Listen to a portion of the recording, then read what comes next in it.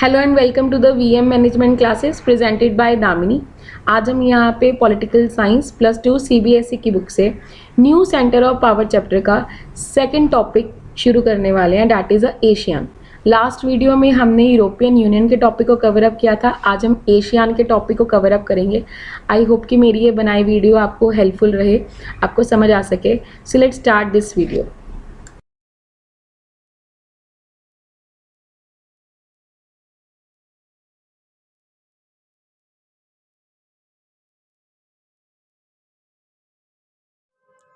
Now we started with the ASEAN drawbacks. देखो, ASEAN बनने से पहले उनको कौन कौन सी प्रॉब्लम्स फेस करनी पड़ी, आज हम वो डिस्कस, सबसे पहली स्लाइड में वही डिस्कस करेंगे। देखो, सेकेंड वर्ल्ड वॉर से पहले और उसके दौरान उनको बहुत सारी इकोनॉमिक एंड पॉलिटिकल कंसिक्वेंसेस को फेस करना पड़ा। उसके पीछे कारण क्या था? बार बार यूरोपियन और जापानीज़ देश उनके ऊपर कब्जा करते जा रहे थे, जिस कारण से उनका पॉलिटिकल सिस्टम भी सफ़र कर रहा था और इकोनॉमिकल सिचुएशंस भी ख़राब हो रही थी। जैसे ही वर्ल्ड वॉर एंड हुआ तो उनको फिर से कुछ प्रॉब्लम्स फेस करनी पड़ी। एक तो नेशन बिल्डिंग की, उनको अपने नेशन को वापस से एक बिल्ड करना था, पॉवर्टी की, बैकवर्डनेस की, और किसी एक नई अलायंस के साथ जुड़ने की। This was a receipt for the conflict which the countries of Southeast Asia could ill afford। ये कुछ ऐसे कन्फ्लिक्ट्स थे कि वो एशियन इसे अफोर्ड नहीं कर सकते थे और सफ़र नहीं कर पा रहे थे। So these are the some drawbacks regarding the ASEAN before making of its ASEAN as a super power country. Creation of ASEAN की एशियन बना कैसे? बैंगन कॉन्फ्रेंस के दौरान नाम के साथ ज्वाइन होके एशिया के रीजन्स ने अपनी नई एक एसोसिएशन इस्टेब्लिश करी, जिसका नाम था Association of South East Asian Nation which is called ASEAN. तो इस तरीके से इन्होंने अपनी एसोसिएशन को इस्टेब्लिश करके, नाम की एक हेल्प लेके, अपने कुछ नए एफर्ट्स को लगा के नए वेज बनाने शुरू करे। ASEAN was established in 1967 by the 5 countries of this region: Indonesia, Malaysia, Philippines, Singapore and Thailand, by signing the Bangkok Declaration। तो एशियन इस्टेब्लिश कब हुआ, किसके थ्रू हुआ और कौन सी डिक्लेरेशन को साइन करके हुआ, ये सारा का सारा क्वेश्चन बहुत ज़्यादा इंपॉर्टेंट है। 1 मार्क क्वेश्चन, 2 मार्क क्वेश्चन के लिए, दोनों क्वेश्चंस के लिए आ सकता है। तो एशियन कब इस्टेब्लिश होता है? 1967 में। कौन सी 5 कंट्रीज़ ने पहले एशियन को इस्टेब्लिश करा? Indonesia, Malaysia, Philippines, Singapore and Thailand, by signing the Bangkok Declaration. और जैसे जैसे इनके ऑब्जेक्टिव्स क्लियर होते गए, अचीव होते गए, 5 नई कंट्रीज़ ने इनको ज्वाइन कर लिया, that is Brunei Darussalam, Vietnam, Lao PDR, Myanmar and Cambodia join the ASEAN taking its strength to 10। पहले ये 5 कंट्रीज़ की एक नेशन था और बाद में ये 10 कंट्रीज़ का एक स्ट्रेंथेबल नेशन बन गया। जैसा कि आप फिगर में भी देख सकते हो कि इसके 10 कंट्रीज़ साथ में मिलके काम करना अपना इन्होंने शुरू करा और प्रोग्रेस करनी शुरू करी। Now we read there are 2 objectives of ASEAN, one of primary objective, another is a secondary objective। Primary objective बेटे क्या था? टू एसिलिटेट द इकोनॉमिक ग्रोथ करनी, सोशल प्रोग्रेस होनी चाहिए, कल्चर डेवलपमेंट। तो इस तरह से, मतलब एक तरह से हम ये कह सकते हैं कि अपने नेशन को डेवलप्ड करना इकोनॉमिक वाइज, सोशल थिंग्स करके, या कल्चर डेवलपमेंट में, कल्चर में भी कुछ नई वेरिएशंस लाके। Now the secondary motive is to promote the regional peace stability based upon the rules of law and the principle of United Nation character. 1 mark question, 2 mark question, दोनों ही इसी से बनते हैं कि आपको एशियन के ऑब्जेक्टिव पता होने चाहिए। 2 तरह से होते हैं, primary and secondary. Primary is economic, social and culture one, secondary is regional peace stability based on the rules of law and the principle of United Nation character. देखो, अभी तक हमने पढ़ लिया कि उनके ड्रॉबैक्स क्या थे, एशियन एस्टैब्लिश कैसे हुआ, उनके प्राइमरी मोटिव, सेकेंडरी मोटिव्स क्या थे। Now the ASEAN way. ASEAN way था क्या? एशियन वे एक इनफॉर्मल सी पार्टी थी और ये पार्टी उन्होंने क्यों करी थी? क्योंकि उनकी 10 कंट्रीज़ अब ज्वाइंट हो गई थी, उनकी एक बड़ी स्ट्रेंथ बन गई थी। Unlike the EU, there is a little desire in ASEAN for supranational structure and institution. ASEAN countries have celebrated what has become known as ASEAN Way, a form of interaction that is informal, non-confrontationist, and cooperative.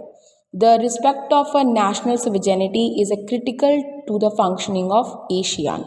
जो इनकी strength बनी थी अब 10 countries की, उसी को celebrate करने के लिए इन्होंने एक इनफॉर्मल सी सेलिब्रेशन रखी, एक पार्टी रखी जिसे एशियन वे नाम दिया गया। Now ASEAN broaden its objective. पहले जैसे आप 2 ऑब्जेक्टिव इसके पढ़ के आए कि नहीं, प्राइमरी मोटिव था क्या और सेकेंडरी मोटिव था, तो मतलब सोसाइटी को बदलना, इकोनॉमिक सिचुएशन को बदलना, यही इनका मोटिव था। अब ये अपने मोटिव को और एक्सपैंड करे थे, जैसे जैसे इनकी प्रोग्रेस हो रही थी, एक स्ट्रेंथ बढ़ती जा रही थी, एक इनकम सोर्स बढ़ता जा रहा था, वैसे वैसे इनके ऑब्जेक्टिव्स भी अब इंक्रीज होते जा रहे थे।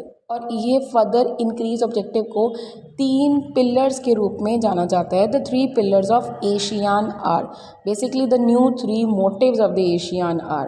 With some of the fastest growing economies in the world, ASEAN broadens its objective beyond the economic and social spheres. जैसे मैंने अभी अभी आपको बोला कि इकोनॉमिकल और सोशल से बाहर निकल के अब ये और भी कुछ नए ऑब्जेक्टिव्स को क्रिएट कर रहे थे। In 2003, ASEAN moved along the path of EU by agreeing to establish an ASEAN community comprising the 3 pillars are here. और वो 3 पिलर कौन से थे? Very first one security community, economic community, Asian social culture community. तो 3 community के रूप में ये सामने आए, security, economic and social culture one. और ये 3 पिलर्स का क्वेश्चन बहुत ज़्यादा इंपॉर्टेंट है, 6 मार्क्स के लिए भी और 4 मार्क्स के लिए भी। Now there are 3 pillars or the 3 more objective of the ASEAN. Again I repeated, security, economic and social culture. सबसे पहले हम रीड करेंगे एशियन सिक्योरिटी कम्युनिटी।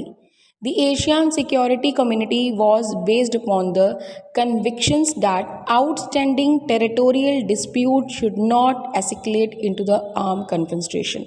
आउटस्टैंडिंग मतलब जो अभी तक हुए नहीं। By 2003 ASEAN had several agreement in the place by which member state promise to uphold peace, neutrality, cooperation, non-interference, and respect for the national difference and the sovereign rights. So Asian का अब 2003 में सारे members ने एक agreement sign किया और इस agreement में क्या लिखा था कि एक हम शांति बनाकर रखेंगे, न्यूट्रल रहेंगे, कोऑपरेटिव रहेंगे, इंटरफेरेंस नहीं करेंगे एंड सोवरेनिटी क्रिएट करते हुए रहेंगे to become a one of security wise सबसे आगे रहने के लिए एक दूसरे से कॉपरेशन बनाकर रखेंगे। Now Asian regional forum that is a ARF. The Asian Regional Forum, which was established in 1994, is an organization that carries out coordination of security and foreign policy. तो ये भी सिक्योरिटी पिलर का ही हिस्सा है। उन्होंने एक ARF फॉर्म बनाई जिसके अंदर उन्होंने सिक्योरिटी और फॉरेन पॉलिसीज़ को लेके और भी अपने कड़े कदम उठाने शुरू करें। And this forum name is an Asian regional forum which is establish in 1994। इसके ऊपर आपको 2 मार्क्स और 1 मार्क क्वेश्चन आएगा। सो बी रिमेंबर दिस कि ARF क्या होता है, कब आया और इसका मेन मकसद क्या है या मेन मोटिव क्या है, to carry out coordination of security and foreign policy. एक कोऑर्डिनेशन बना के रखना सिक्योरिटीज़ को लेके, फॉरेन पॉलिसीज़ को लेके। Now Asian economic community is a second pillar. जैसे आप पहले पिलर में, पहले ऑब्जेक्टिव में क्या पढ़ कर आए हो कि अपनी सिक्योरिटी वाइज अपने आप को और भी सिक्योर कर रहे हैं, ऐसे इकोनॉमिक कम्युनिटी में आप पढ़ोगे कि अपनी इकोनॉमी को इकोनॉमिकली कैसे वो वेल्दी रखना चाह रहे हैं। So ASEAN was and still remains principally an economic association while the Asian region as a whole is a much smaller economy compared to US, EU, Japan. Its economy is growing much faster than all of these. हालांकि देखा जाए Asian इन बाकी nation से बहुत छोटा है, लेकिन छोटा होते उसके पास अपनी एक स्ट्रेंथ, अपनी एक मोटिवेशनल थिंग्स बहुत ज़्यादा है। और इसी कारण से इनसे ज़्यादा दुगनी तेज़ी से ये ग्रोथ करता जा रहा है। This account for the growth in its influence both in the region and beyond. The objective of economic Asian community are to create a common market and to production base within Asian state and to aid social economic development in region। तो अपनी एक common market create करना इनका objective है, अपने ही state में production करना, आगे बढ़ना, इकोनॉमिक डेवलपमेंट करना, हर किसी के पास पैसा हो, सबकी एक वेल्दी इनकम हो, जीडीपी इनकी बढ़ती चली जाए।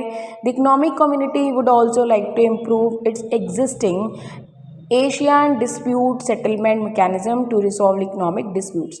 जो ऑलरेडी इनके एक ऑर्गेनाइजेशन है उसको और भी इम्प्रूव करना कि कोई भी इकोनॉमिक क्राइसिस इन्हें देखने ना पड़े, इनकी अपनी इकोनॉमिक सिचुएशन अच्छी होती जाए, इनकी सारी नेशंस में खुद ही अपने कंट्री में प्रोडक्शन हो और ज़्यादा से ज़्यादा ये एक्सपोर्ट कर पाएँ।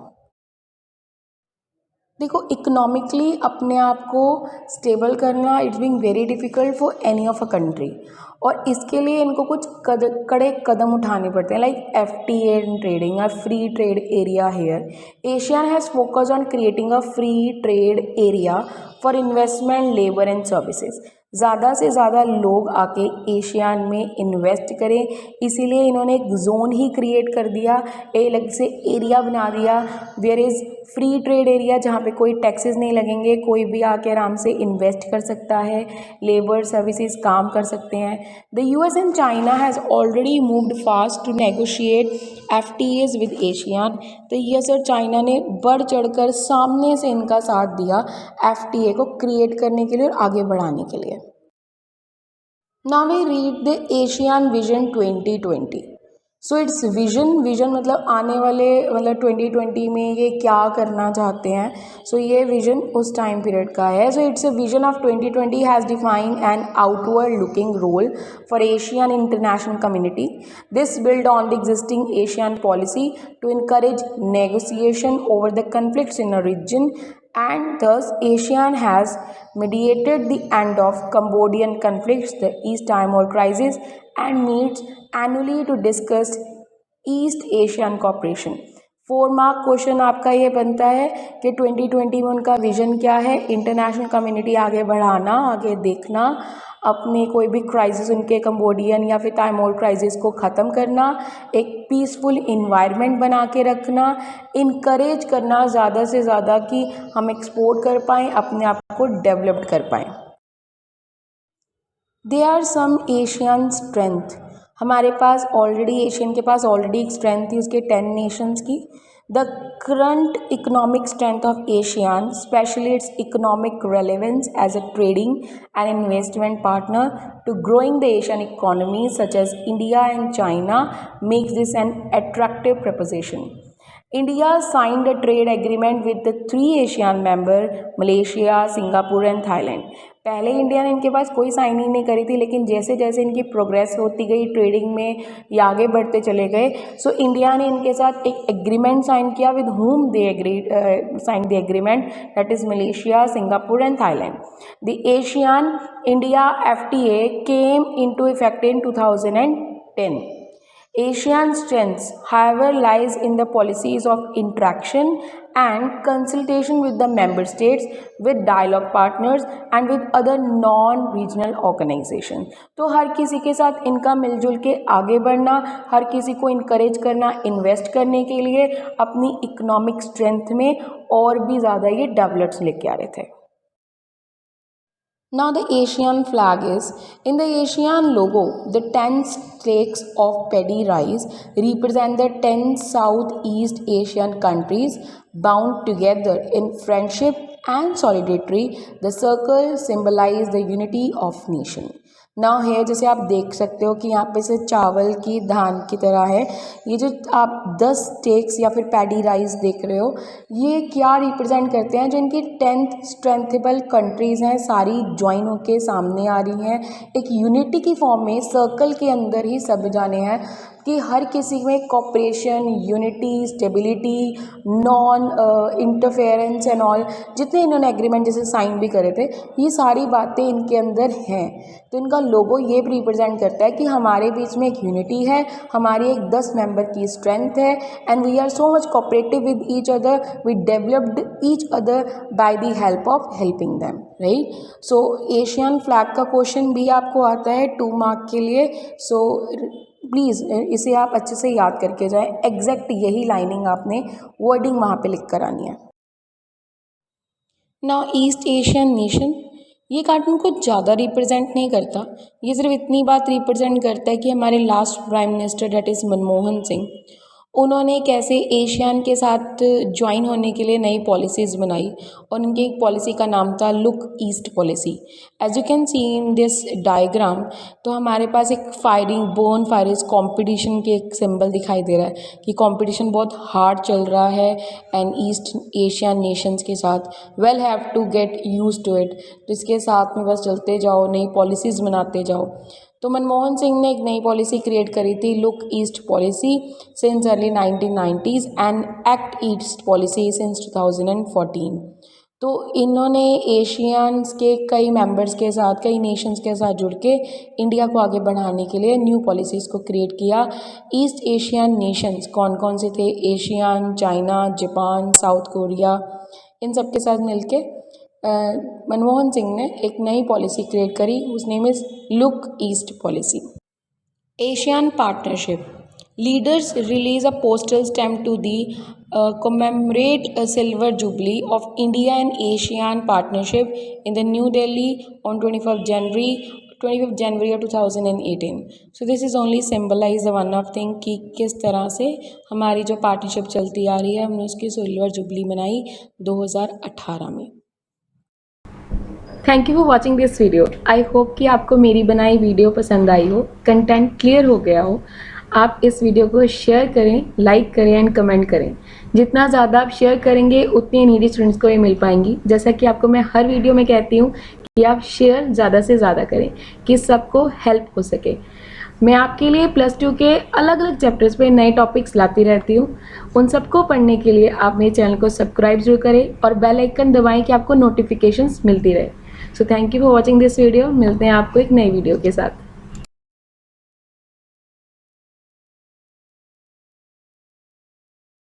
Subscribe now and press the bell icon. Never miss an update.